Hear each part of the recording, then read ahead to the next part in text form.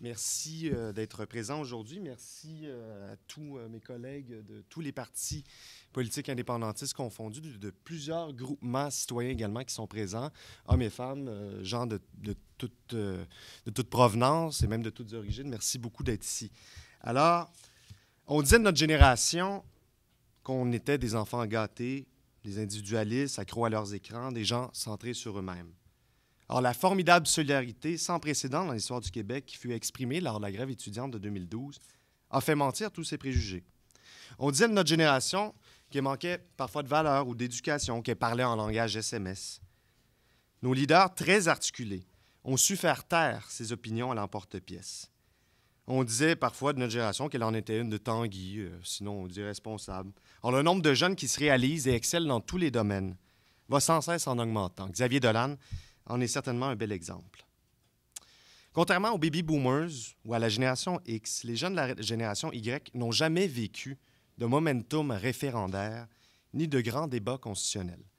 De plus, aucune grande campagne de promotion active de l'indépendance n'a été mise de l'avant ces dernières années.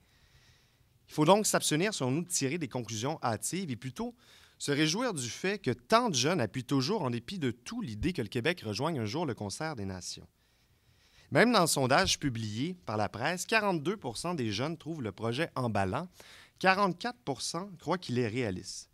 Dans l'article d'aujourd'hui, on dit que l'indépendance est l'affaire de 2 générations. Or, on avait l'habitude d'entendre que c'était l'affaire d'une seule génération. Alors, là, on est rendu à 2 en ce moment. Et ça prouve bien que ce genre de jugement porté sur l'ensemble d'une génération, il faut en prendre et en laisser. Alors, nous, ce qu'on pense, c'est que non seulement il y a déjà 2 générations qui ont été mobilisées là-dessus, mais nous sommes également mobilisables. Les jeunes de tout temps, en fait, sont en mesure de se mobiliser sur la question nationale et il faut, comme je le disais tantôt, s'abstenir de tirer des conclusions hâtives. Il ne faut surtout pas penser que les jeunes ont abandonné le rêve d'un Québec libre. Les sondages, surtout lorsqu'ils sont non probabilistes, non représentatifs et menés auprès de seulement 500 personnes sur Internet, nous en apprennent peu sur leur sensibilité et leur potentiel à cet égard. À mon avis, il est faux, archi-faux de dire que les jeunes ont renoncé au projet d'indépendance. Par contre, il est plus exact d'affirmer que les jeunes n'ont pas été encore suffisamment éclairés sur ces enjeux, comme le démontre d'ailleurs de manière inquiétante le faible pourcentage de répondants au sondage CROP qui ont réussi à replacer dans l'ordre chronologique différents événements ayant marqué notre histoire. Et si ces jeunes étaient mieux informés, à l'école entre autres, et moins désinformés, telle est la question à se poser. Notre génération déjoue et va continuer à déjouer tous les pronostics. Les étiquettes qu'on tente de nous apposer dénotent bien souvent une mauvaise compréhension de ce que nous sommes. Alors, gardez-nous bien aller. Nous, en tout cas, avec bien sûr ce qui s'est passé au plan politique, on en prend acte, mais tout de même, on va continuer à se mobiliser. On est sur le terrain. On voit en fait toute une génération qui est présente, un nombre incroyable de militants et de militantes qui s'impliquent dans des instances. Et on a l'intime conviction que, justement, cette génération-là, non seulement est mobilisable sur la question nationale, mais elle va faire l'indépendance. Et cette intime conviction-là, elle vaut bien des sondages plus ou moins heureux, comme on a vu hier. Alors, voilà. Donc là, je vais céder la parole à mes collègues. Je pense que je vais commencer à ma gauche avec M. Léo Bureau-Blouin. On va se présenter à tour de rôle, si vous le permettez. Et après ça, on pourra prendre une période de questions. Donc, bonjour à tous. Donc, vous avez ici aujourd'hui réuni des jeunes souverainistes entre 18 et 35 ans de toute allégeance politique qui se situent à différents endroits sur l'axe gauche-droite, qui ont des parcours de vie différents, mais qui partagent tous une seule et même intime conviction, celle que le Québec, tôt ou tard, sera appelé à former un pays. Et j'aimerais rappeler que d'ici les prochaines élections en 2018, à ce moment, tous les électeurs de moins de 40 ans n'auront jamais participé au référendum de 1995. Donc, si la question nationale est un vieux débat pour certaines générations, je pense que nous devrons démontrer que pour nous, il s'agit d'un débat nouveau et même d'un débat neuf qui ne s'est jamais fait sur la place publique. À titre personnel, depuis que je m'intéresse à la politique, chaque fois qu'on a parlé de la souveraineté, c'était pour parler du maudit référendum, pour parler des chicanes. Quand a-t-on dit, par exemple, que chaque année, on envoie 50 milliards de dollars à Ottawa, qui sont dépensés par des politiciens canadiens à la Stephen Harper, qui ne représentent pas nos convictions, qui ne représentent pas nos valeurs? Quand est-ce qu'on dit que dans un contexte de mondialisation, de plus en plus de décisions se prennent sur la scène internationale? Et donc, être un pays dans un contexte de mondialisation, c'est la possibilité de participer à ce monde en changement. C'est la possibilité de participer aux débats environnementaux, aux débats sur les droits de l'homme. Et moi, c'est ce qui me convainc de faire partie de ce mouvement souverainiste. Et nous avons 4 ans, à partir d'aujourd'hui, d'ici les prochaines élections, pour imposer ce thème de la souveraineté, imposer ce thème de liberté, d'un pays nouveau, de nouvelles institutions démocratiques. Et je suis convaincu que nous pourrons faire mentir les pronostics, mentir les sondages, comme nous l'avons fait par le passé. De tous les temps, les jeunes ont été capables de remettre en question leur société, de remettre en question l'ordre établi, et je suis convaincu que nous pourrons le faire à nouveau.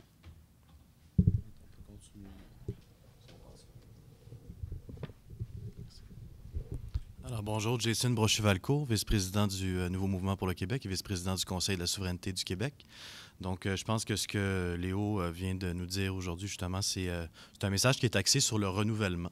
Parce que s'il est vrai que le 7 avril, ça a porté un dur coup pour le mouvement indépendantiste, ça ne veut pas dire pour autant que les jeunes sont démobilisés.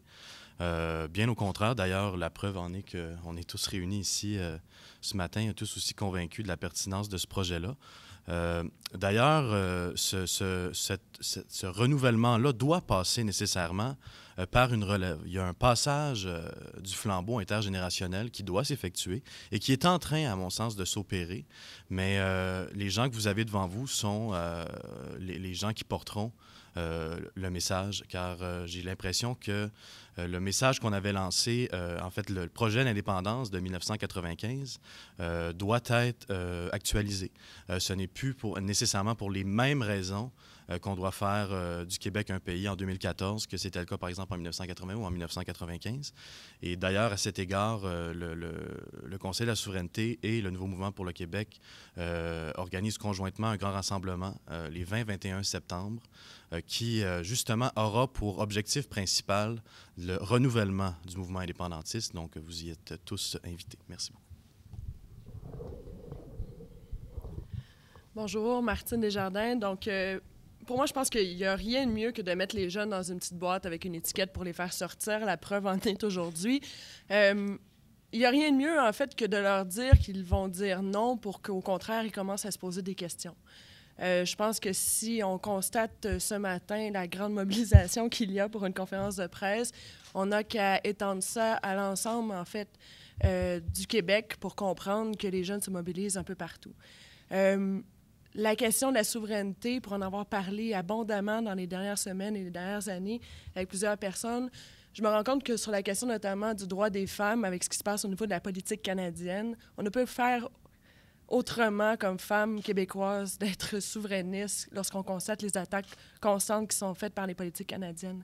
Et donc, de voir en fait qu'on qualifie notre génération de non, je pense qu'au contraire, on est une génération qui se pose beaucoup de questions, qui a l'urgence de débattre. Et je pense qu'au cours des 4 prochaines années, c'est exactement ce qu'on va faire. Débattre entre nous pour que la prochaine fois, on soit la génération qui dira « oui » une fois pour toutes.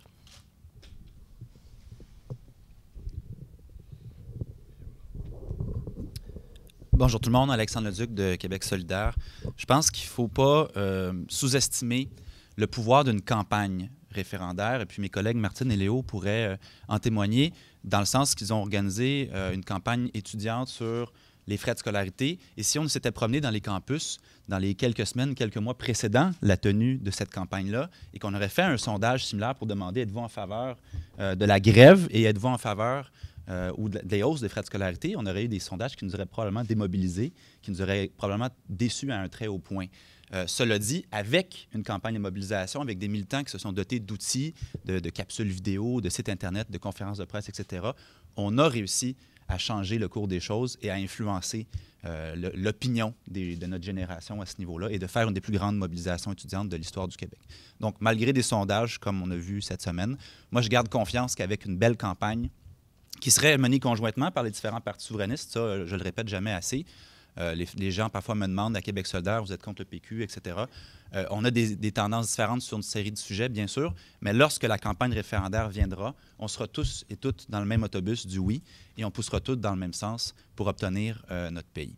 Et deuxième chose, je termine avec ça, je pense que le mouvement souverainiste a un gros défi qui est celui d'aller convaincre les gens qui ne sont pas naturellement convaincus par les arguments identitaires ou ça ne vient pas des tripes. Là. Je suis québécois, puis j'ai toujours été québécois. Il y a des gens qui veulent être convaincus dans le sens que à quoi ça sert l'indépendance? Qu'est-ce que je vais gagner avec ça?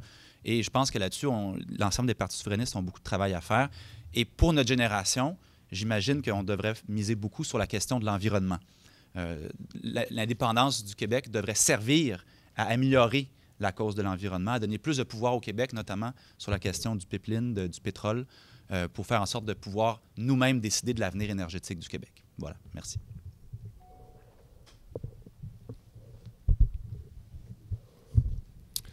Bonjour, Xavier Bersalou-Duval, Forum Jeunesse du Bloc québécois.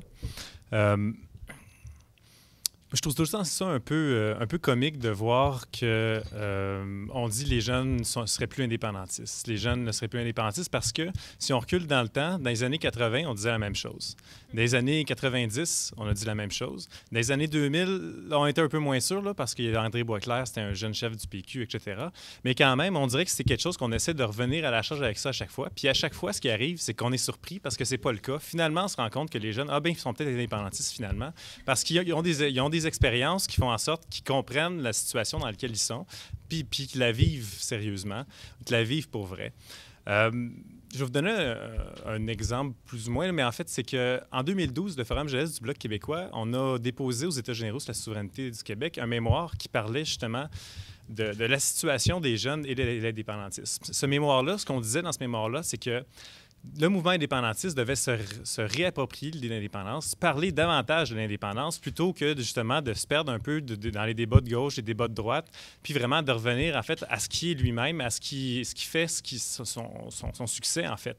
Et puis ça, c'est quelque chose, je pense, qu'on doit faire, puis on doit travailler de plus en plus, parler d'indépendance, faire une campagne permanente, parce qu'on le sait, les jeunes de mon âge, et même les plus jeunes, les plus vieux, en fait, ils n'ont pas vécu le référendum de 80, ils n'ont pas vécu le référendum de 95, ils n'ont pas vécu la crise d'octobre 70, ils n'ont pas non plus vécu le rapatriement de la Constitution en 82, ils n'ont pas vécu le lac Meach, ils n'ont pas vécu de Charlottetown. Donc, ça fait beaucoup d'événements historiques qui manquent à leur vécu, qui fait en sorte que, évidemment, il reste encore des choses à découvrir puis à arriver. Puis je pense qu'en les sensibilisant, puis aussi par les événements qu'ils vont vivre dans les prochaines années, ils vont justement être davantage portés à adhérer à l'idée de l'indépendance.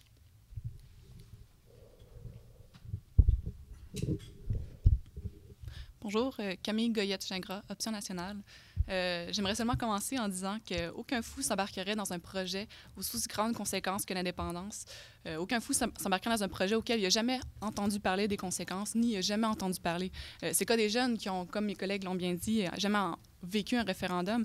Donc, s'ils ne le connaissent pas, ils ne diront pas a priori oui s'ils ne se sentent pas justement québécois en eux-mêmes.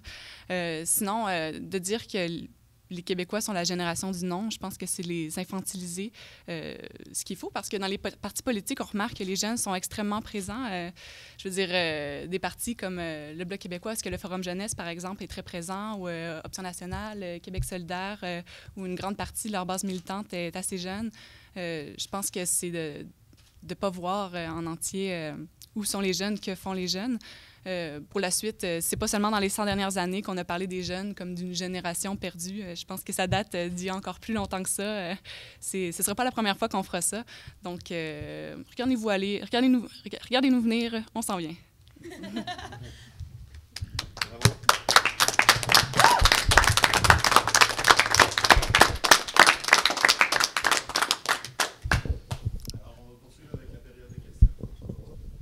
J'ai peut-être une ou deux questions. Dites à qui elle s'adresse, évidemment. Elle s'adresse à vous. Oui. Quel est votre nom? Maxime Laporte, puis je suis le nouveau président général de la Société Saint-Jean-Baptiste de Montréal. OK.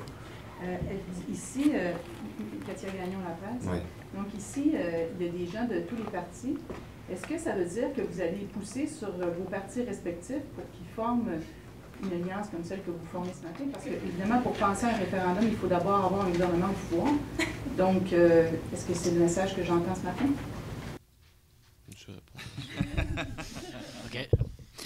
Ben d'abord, comme le dit M. Leduc de Québec solidaire, puis je partage la même conviction, lorsque campagne référendaire il y aura sur la question nationale, tous les partis politiques devront travailler pour la même cause, parce que tous les partis politiques souverainistes devront travailler pour la même cause, car même s'il y a des éléments dans la gestion de l'État qui nous divisent, dans les choix que nous devons faire qui nous divisent, nous sommes animés par la même passion, la même conviction. Maintenant, il y a eu des débats entre les différentes formations politiques, à savoir la stratégie qu'il faut adopter. Ce n'est pas l'objectif de notre conférence de presse aujourd'hui. Aujourd'hui, nous souhaitons envoyer le message, nous ne cherchons pas à minimiser les défis qui attendent le mouvement souverainiste. Nous ne cherchons pas à minimiser le fait qu'il va falloir travailler fort pour convaincre notre propre génération. Cependant, moi, je ne peux que me réjouir, malgré tout, que même si nous n'en avons que très peu parlé, un jeune sur 3 aujourd'hui serait prêt à voter oui, que 60 % des 18-24 ans s'identifient d'abord et avant tout comme Québécois. Je pense que ça démontre que même si peut-être tous ne sont pas convaincus en leur âme et conscience de la souveraineté. Les jeunes ne se définissent pas davantage comme fédéralistes et de plus en plus d'études, même sur le Québec en général, démontrent qu'il y a un fossé de plus en plus important qui se creuse entre le Québec et le Canada. Et nous sommes donc tous convaincus que si nous prenons le temps d'en parler, de convaincre, et pour parler plus personnellement, moi, ce que je cherche à faire au sein de ma formation politique, qui est le Parti québécois, c'est de faire en sorte qu'on en parle davantage, que nous ne nous cachions pas de notre option politique, que nous parlions de manière beaucoup plus ouverte et décomplexée des avantages de la souveraineté. Et pour ce qui est de la stratégie à utiliser pour aller prendre le pouvoir, ça fera peut-être l'objet d'une autre conférence de presse.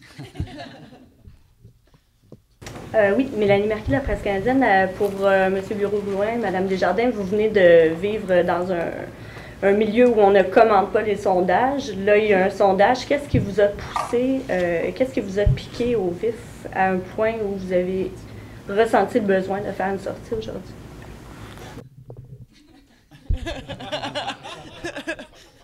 C'est là qu'on voit, c'est ça. C'est la génération qui laisse le choix aux autres. En fait, moi, ce qui m'a piqué au vif, c'est un peu une histoire qui se répète par rapport aux jeunes et par rapport à l'idée qu'on se fait de la jeunesse. Je me souviens très bien, au mois de mars 2011, avoir entendu un gouvernement me dire, durant un budget, que les jeunes ne se mobiliseraient pas et que, de toute façon, la hausse des droits de scolarité allait passer. Je pense qu'un an plus tard, on faisait mentir justement ce gouvernement-là qui gouvernait en fonction des sondages. Donc, c'est la preuve qu'on peut faire mentir un sondage lorsqu'il y a mobilisation, lorsqu'on prend les moyens pour le faire. Et je pense que de voir que ce sondage-là catégorise encore, mais encore des étiquettes.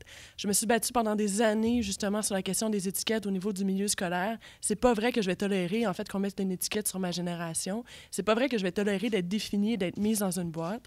Je pense que de façon générale, on est une génération qui aime se définir par elle-même, qui aime aussi briser des plafonds de verre à plusieurs niveaux. Et je pense qu'on va continuer à le faire. C'est vraiment pour cette raison-là que je suis ici ce matin. C'est parce que on est une génération qui a brisé énormément de plafonds de verre, qui a relevé des défis qu'on nous croyait incapables de faire. Et je pense que s'il y a quelqu'un qui peut nous définir, je pense que c'est nous-mêmes, avec les actions qu'on va entreprendre au cours des prochaines années. Vous avez parlé du droit des femmes à Ottawa. Vous avez dit qu'il n'y a rien de mieux que de dire à des jeunes qui sont non pour qu'ils fassent une sortie puis qu'ils disent non, on est oui. Est-ce que la souveraineté chez les jeunes est très réactionnelle? La souveraineté chez les jeunes, elle n'est pas que réactionnelle, elle peut l'être, parce que je pense qu'on se définit aussi par nos actions, donc une réaction à une pensée. Il reste tout de même que la souveraineté chez les jeunes, malgré le fait, comme le rappelait Léo, on n'en a pas beaucoup parlé au cours des dernières années, elle reste en fait un débat, une idée qui est très porteuse pour eux, reste maintenant à définir, à faire converger l'ensemble de ces idées que l'on a, qu'on partage. Comme on l'a vu, on a plusieurs idées aussi de ce que peut représenter un État souverain. Et je pense que maintenant, il faut juste travailler à ce qu'il arrive finalement, débattre de cette idée-là, débattre des fondements, débattre du comment, du pourquoi, des idées qui devraient être portées par la souveraineté, tout simplement.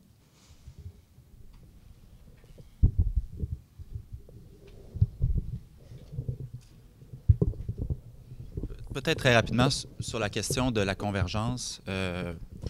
Mon parti a voté à 2 reprises contre cette idée-là. Il votera certainement une 3e fois si jamais... je ne sais pas qu'est-ce qu'il va voter la 3e fois, mais si le sujet revient. Moi, j'aimerais juste souligner une chose. En ce moment même, nos amis catalans vivent une période qu'on pourrait appeler pré-référendaire, la Catalogne qui est en Espagne. Et sur la scène politique, il y a plus qu'un parti souverainiste. Il y en a 2 grands. un plus de centre et un peu plus assumé à gauche, si on veut. Ils travaillent ensemble dans le projet de faire un pays, mais quand il vient un budget, ils n'ont pas les mêmes orientations, puis c'est bien correct, puis tout le monde est à l'aise avec ça.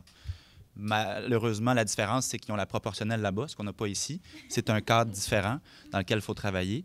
Mais moi, je continue à vouloir coopérer avec mes amis des autres partis, puis j'inclus Option nationale aussi sur le dossier de l'indépendance. Puis je continue à trouver ça sain et normal qu'une nation ait plus qu'un parti politique sur l'axe gauche-droite aussi pour représenter une diversité politique, parce qu'on est quand même 8 millions maintenant de Québécois et Québécoises. C'est pas vrai que ça se synthétise en 2 options politiques. Là, il en faut un peu plus pour refléter l'ensemble de la population. Oui, mais dans un contexte justement qui est différent comme ça, M. Leduc, est-ce que dans un contexte électoral, les jeunes de QS pousseraient pour aller vers une coalition des forces souverainistes? Parce qu'il n'y a pas de proportionnel, donc la situation est complètement différente. Là, c'est l'œuf de la poule. Est-ce qu'on fait la convergence avant ou la proportionnelle avant? Est-ce que la proportionnelle pourrait faire partie d'un deal sur la convergence? Là, la table est mise. La table est mise pour la discussion. Juste mentionner aussi, on parle beaucoup de partis politiques, c'est normal. Et il ne faut pas oublier que vous aurez remarqué qu'aujourd'hui, en fait, aussi, moi, je représente évidemment un mouvement citoyen. Je suis le président de la Société Saint-Jean-Baptiste de Montréal, mais également du réseau Caption Indépendance, qui rassemble plus d'une trentaine de groupes citoyens. Il y a aussi mon collègue du Conseil de la souveraineté. Évidemment, on connaît bien le Conseil de la souveraineté. Il y a beaucoup de groupes citoyens. Le Conseil de la souveraineté s'est engagé également dans une démarche citoyenne. De sorte que, en tout cas, pour ma part, je pense que l'indépendance, ça appartient au peuple. L'indépendance, c'est le peuple qui l'a fait par et pour lui-même. De sorte qu'il y a de plus en plus une mobilisation à laquelle on assiste dans la société civile. Au réseau Caption Indépendance, on met de l'avant toutes sortes de projets. On a un projet de web télé qui s'en vient. On fait du porte-à-porte de manière systématique pour l'indépendance. On n'est pas encore sorti là-dessus. On va le faire probablement à l'automne. Mais donc, il y a plusieurs projets, il y a des événements à n'en plus finir qu'on organise, des spectacles, des manifs. On a vu la Journée nationale des patriotes il n'y a pas si longtemps. Alors, donc, aussi, si on prend l'exemple de la Catalogne, le mouvement citoyen collabore de manière très intense, en fait, avec les partis politiques. Et moi, c'est une chose que je souhaite, et je suis vraiment content que mes collègues des partis politiques soient ici aujourd'hui, c'est que je pense qu'il est important que les mouvements citoyens collaborent avec les partis politiques et que, tous ensemble, on dise, écoutez, par-delà les allégeances, l'indépendance, ça appartient à l'ensemble du peuple. Et dans ce cas-ci, on parle un peu au nom de notre génération d'indépendantistes. Et on le fait aussi par-delà les allégeances. On peut y voir certainement un exemple de notre capacité à converger et à se rassembler. Je ne sais pas s'il y a d'autres questions. Si je pouvais poser une question en anglais, M. Bureau-Blouin. Would it be fair to say that this poll is misleading, in your opinion, that this is not in fact representative of the reality of young Francophone Quebecers? And you're discrediting this poll to a certain extent. Well, what we think is that one young Quebecer on 3 is ready to vote yes to sovereignty right now. It's not that bad when you consider that there have been no big debate on the question since 1995, since the last referendum, and we all the people that is here, we believe that if we take the time to talk with passion about sovereignty, about the advantage, not only trying to talk about the referendum and how divisive it can be, like we saw in the last campaign. We strongly believe that we'll be able to create the same thing that happened in 1995, that happened during the 1970s, where if you were going in the street asking young Quebecers if they wanted to create a country or not, a lot of them would have said, seriously, I don't know, or what is this idea, why is this important? Try to convince me. So we believe that it's the same thing in 2014, and each one of us is taking time in his life to trying to convince people, trying to push this idea. And in 2018, in the next electoral campaign, all Quebecers under 40 won't have vote in the referendum of 1995. So that's the demonstration that sovereignty may be an old debate for some generation, but for our generation, it's a whole new debate that we have to define. We have to define our country, what Quebec means for us. And for sure, it's not the same thing than in the 1960s, the 70s, the 80s, or the 90s. The world is very different now. We're living in a global world and globalized world, and that's why we think that it's our responsibility to push this new vision of sovereignty in citizen movement, in our own political parties, and we think that sovereignty is will be made with young people, and I think the young people, it's not the generation no, for the moment it's more the generation will convince us, and that's what we'll try to do.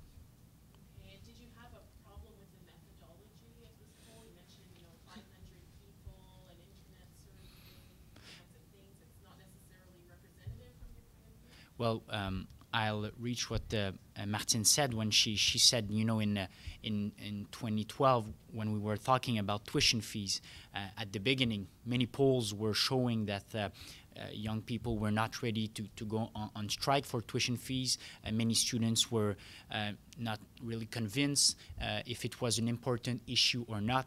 And following an important information campaign, people that strongly believe in it were through all Quebec citizens from all age have taken part in the movement, and the polls changed.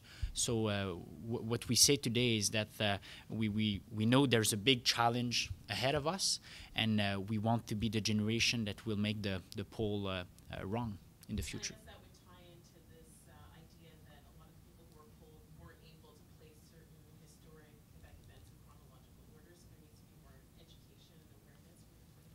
Yeah, for sure. I think we have to explain why historically it's important, but I think that the sovereignist project has to be also focused on the present and the future.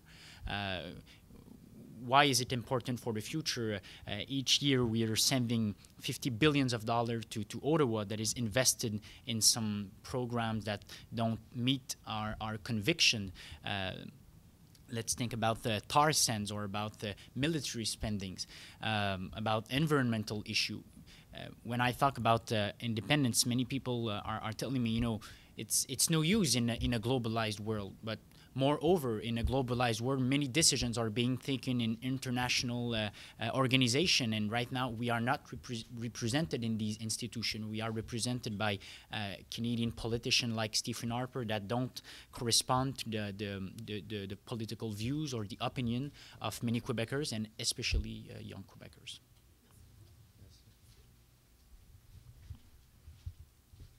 Ce sera tout, si je comprends bien. Mais merci beaucoup. Merci beaucoup.